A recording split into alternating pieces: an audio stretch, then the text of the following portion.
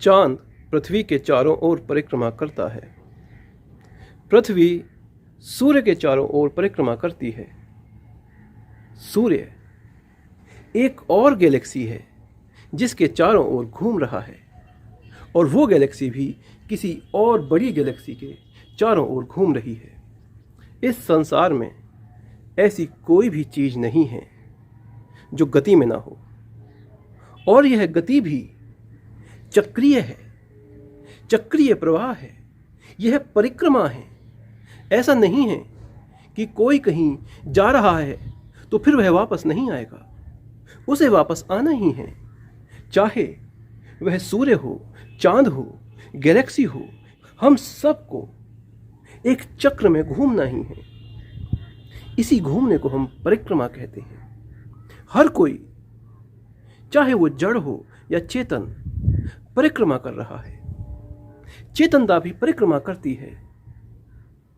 जन्म लेना, युवा होना, वृद्ध होना और मर जाना, और फिर जन्म लेना, फिर युवा होना, फिर वृद्ध होना और फिर मर जाना, ये भी तो एक चक्र ही है।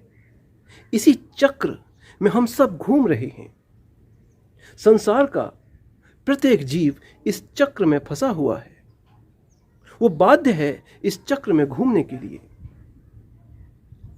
और जो वो केंद्र है जिसके चारों ओर हम सब घूम रहे हैं, वो क्या है? वो है भोग, सांसारिक भोग। सांसारिक भोगों के कारण ही हम इस संसार से बंधे हुए हैं, और एक जन्म के बाद मृत्यु, फिर जन्म, फिर मृत्यु, फिर जन्म, यही सिलसिला, यही चक्र चलता रहता है।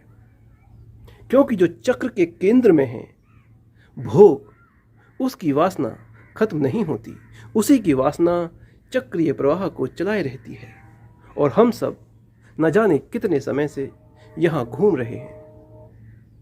लेकिन इस प्रवाह को तोड़ने के लिए जब मनुष्य धर्म की शरण में जाता है तो वहां भी मनुष्य परिक्रमा करने लगता है।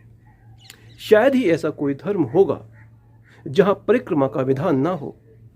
कोई किसी मूर्ति के चारों ओर घूमता है, कोई किसी पवित्र स्थान के चारों ओर घूमता है, तो कोई किसी की मजार के चारों ओर घूमने लगता है, किसी की समाधि के चारों ओर घूमने लगता है। परिक्रमा का विधान अधिकतर धर्मों में पाया जाता है। तो फिर एक शंका उठती है कि इस परिक्रमा से क्या धर्म की उत्पत्ति हो सकती है?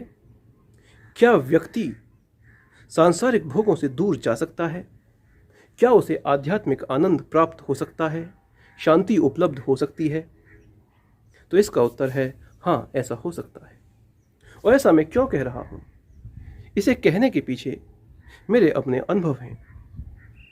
बौद्ध धर्म में एक मेडिटेशन है, वॉकिंग मेडिटेशन, चलते चलते ध्यान।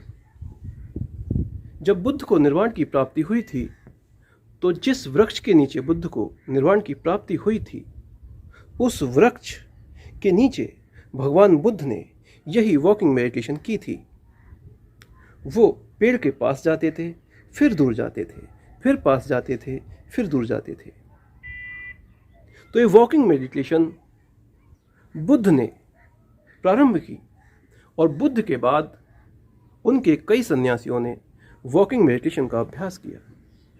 चलते चलते ध्यान। बौद्ध धर्म में जो सबसे खूबसूरत चीज़ मुझे लगती है वो ये है कि वहाँ मेडिटेशन करने के लिए बहुत सारे ऑब्जेक्ट दिए जाते हैं, जहाँ अवेयरनेस या जागरूकता को बनाए रखने के लिए बहुत सारे तरीके बताए जाते हैं। ऐसा नहीं है कि कोई व्यक्ति बस सांसों को ही देखेगा। नहीं, यदि सांस दिख रही हैं तभी सांसों को देखे। यदि सांस के स्थान पर वेदना दिख रही हैं तो वेदना को देखे, और यदि वेदना के स्थान पर वह अपनी शरीर की क्रियाओं को देख सकता है, महसूस कर सकता है, तो व्यक्ति को वो भी करना चाहिए। तो बौद्ध धर्म में एक साथ बहुत सारी साधनाएं की जाती हैं, तो उससे फ़ायदा यह होता है कि एक तो साधक ऊबता नहीं है, और दूसरा साधक सुबह से शाम तक साधना में रत रह सकता है।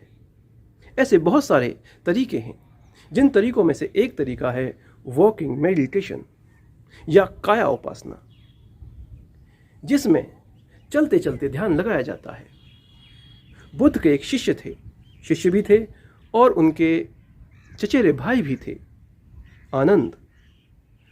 आनंद को निर्वाण की प्राप्ति वॉकिंग मेडिटेशन से ही हुई थी। कि यदि व्यक्ति खड़ा है तो उसे पता होना चाहिए कि वह खड़ा है, जब व्यक्ति बैठे तो उसे पता होना चाहिए कि वो बैठा है, और जब व्यक्ति लेटे तो उसे पता होना चाहिए कि वो लेटा है, और जब व्यक्ति चल रहा हो, जब व्यक्ति गति में हो, तो उसे पता होना चाहिए कि वो चल रहा है। यदि इतना सा होश कोई सुबह से शाम तक कायम कर ले तो यही साधना है। भगवान बुद्ध ने साधना को इतना सरल कर दिया जितना कि शायद किसी ने किया हो। तो मैंने स्वयं वॉकिंग मेडिटेशन का अभ्यास किया है और मैंने ये देखा है कि यह जादू है। तो आज मैं आपको थोड़ा सा बताता हूँ कि किस तरह से वॉकिंग मेडिटेशन की जाती है। वॉकिंग मेडिटेशन का अभ्यास कोई कहीं भी और कभी भी कर सकता है। जब आप सुबह टहलने के लिए जाते हो तब भी आप वॉकिंग मेडिटेशन कर सकते हैं। जब आप खाना खाने के बाद छत पर टहलते हो तब भी आप वॉकिंग मेडिटेशन कर सकते हैं। और यदि आप ब्रह्म मुहूर्त पर उठते हो तो उस समय भी वॉकिंग मेडिटेशन का अभ्यास किया जा सकता है। वॉकिंग मेडिटेशन के दौरान 3 प्रमुख बातों का हमें ध्यान रखना है, जिनमें पहली बात है कि जब भी आप वॉकिंग मेडिटेशन कर रहे हो तो आपको चुप रहना है। यदि आप बोलते रहेंगे तो फिर आप वॉकिंग के प्रति अवेयर ना रह पाएंगे। आपको पता ही ना चलेगा कि आपके कदम चल रहे हैं, आप कहीं विचारों में बह जाएंगे। तो आपको वर्तमान में रहना है, प्रेजेंट मोमेंट में रहना है, और वो तभी संभव होगा कि जब आप चुप रहेंगे। तो सबसे पहली बात जो वॉकिंग मेडिटेशन में आपको ध्यान रखनी है वो यह है कि आपको चुप रहना है।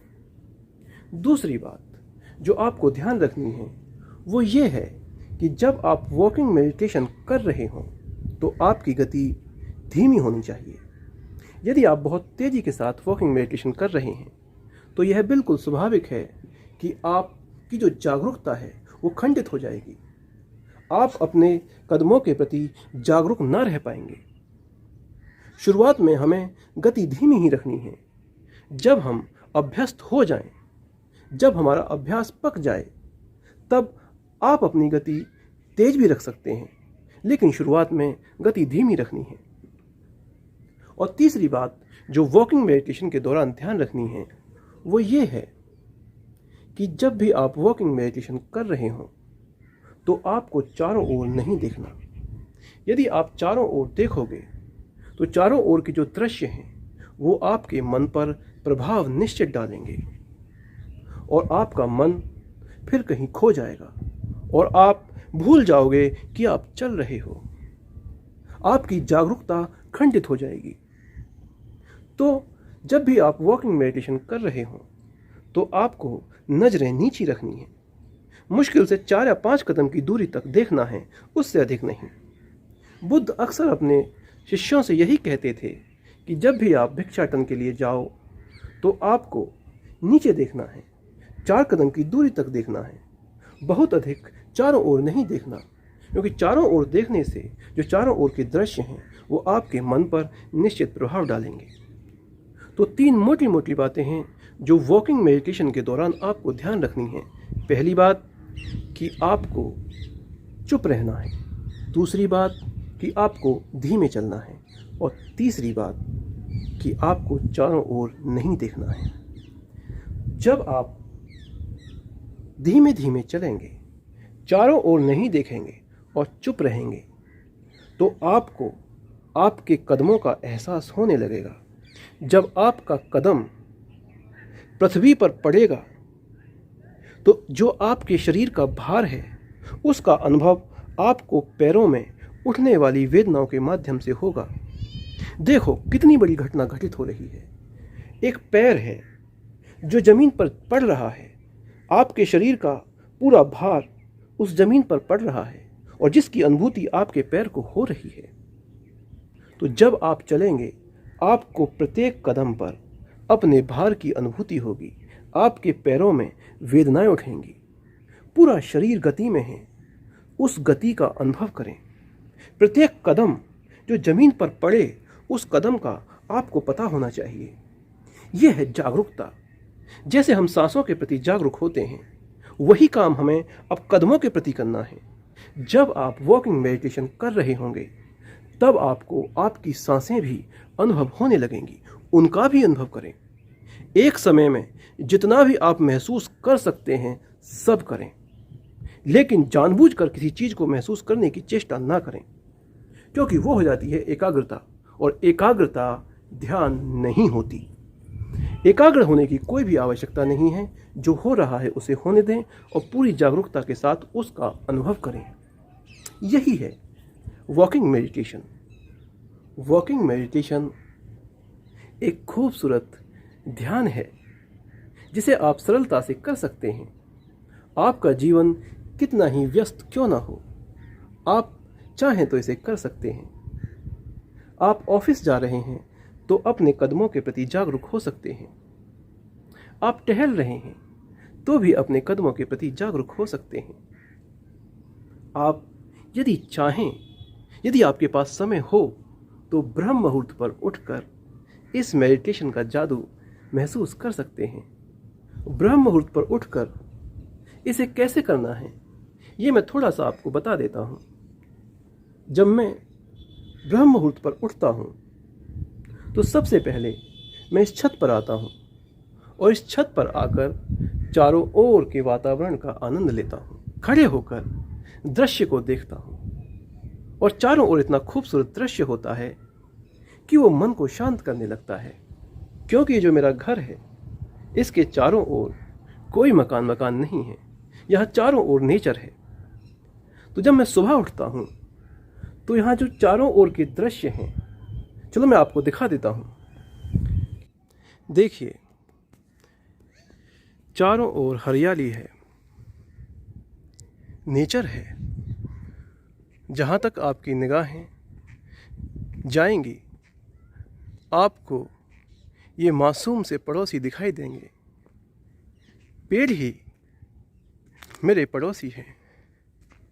चारों ओर आपको ये हरियाली दिखाई देगी। सुबह सुबह इस दृश्य को देखने मात्र से ही मन शांत होने लगता है। ये ध्यान का कमरा है। तो जैसा कि आपने देखा, हाँ, यहाँ थोड़े से घर बने हुए हैं। ये भी काफ़ी दूर हैं। बस एक ही दिशा है जहाँ मनुष्यों का वास है, और वो भी घर से दूर है। तो ऐसा है मेरा घर के चारों ओर का वातावरण। तो सुबह सुबह जब मैं छत पर आता हूँ और चारों ओर के वातावरण को 5 या 10 मिनट खड़े होकर देखता हूँ, तो मन वैसे ही शांत होने लगता है। फिर मैं इस छत पर थोड़ी देर वॉकिंग मेडिटेशन करता हूँ। धीमे धीमे कदमों से चुपचाप चारों ओर को ना देखते हुए एक एक कदम पर जागरूकता बनाए रखता हूँ। और जब मैं ऐसा करता हूँ तो मेरा मन और शांत होने लगता है। और उसके बाद मैं थोड़ी देर खड़े होकर शरीर में चलने वाली वेदनाओं का अनुभव करता हूँ। क्योंकि जब आप चलकर ठहरते हो तो रक्त का जो दौरा होता है वो पूरे शरीर में बह रहा होता है। उसकी गति का आप बहुत आसानी से अनुभव कर सकते हैं। तो जब मैं सुबह वॉकिंग मेडिटेशन करने के बाद रुक जाता हूँ और उसका अनुभव करता हूँ, तो अपने आप ही एक शांति चारों ओर से आने लगती है। और उसके बाद फिर मैं ध्यान के कमरे में प्रवेश करता हूँ और फिर सांसों के माध्यम से या किसी म्यूजिक के माध्यम से या वेदनाओं के माध्यम से जागरूक हो जाता हूँ। बहुत सारे तरीके हैं होश को बनाए रखने के लिए और हमें सारे तरीकों का प्रयोग करना है। हमें ध्यान को खूबसूरत बनाना है। ऐसा नहीं करना कि बस एक के ही पीछे पड़ जाएं। नहीं, बहुत सारी साधनाएं हैं। भगवान बुद्ध ने इतनी सारी साधनाएं हमें उपहार में दी हैं, उनका हमें आनंद लेना है। जब आपको लग रहा है कि आपको टहलना है तो टहलें, और टहलने में अपने कदमों के प्रति जागरूक रहें। हो गई साधना। जब आपका मन करता है कि नहीं, अब टहलना नहीं है, बैठना है, तो बैठ जाएं। और बैठने के बाद आपको जो सांसें महसूस हो रही हैं उनका अनुभव करें, अपने विचारों का अनुभव करें, अपनी वेदनाओं का अनुभव करें। जो भी आपको आसान लगता हो वो करें। हो गई साधना। और जब आपको लगता हो कि नहीं, अब तो कुछ सुनने का मन कर रहा है, तो आप कोई भी संगीत सुन सकते हैं, उस पर साउंड मेडिटेशन कर सकते हैं। हो गई आपकी साधना। और यदि आपको लगे कि नहीं, एक एक म्यूजिक से तो हम बोर हो गए हैं, रोज एक म्यूजिक को कैसे सुन लें, तो मत सुनिए। फिर किसी व्याख्यान को सुनिए, क्योंकि व्याख्यान में रोज नई नई बातें होती हैं जो आपके मन को भटकने का अवसर देती ही नहीं है। यदि आप ध्यान से किसी व्याख्यान को सुनेंगे तो जो वक्ता है वो आपके मन को पकड़ लेगा, और यदि वक्ता के अंदर जान है तो वह अपने श्रोता को इतनी अनुमति नहीं देता कि वह कहीं भटक जाए। तो आप बहुत सारे माध्यम से ध्यान का आनंद ले सकते हैं। और मैं भी यही चाहता हूँ कि आपके लिए ध्यान जितना सरल हो सके उतना हो जाए। ध्यान को जबरदस्ती कुछ लोगों ने जटिल बना रखा है। ध्यान बहुत सरल है, बहुत आनंददायक है।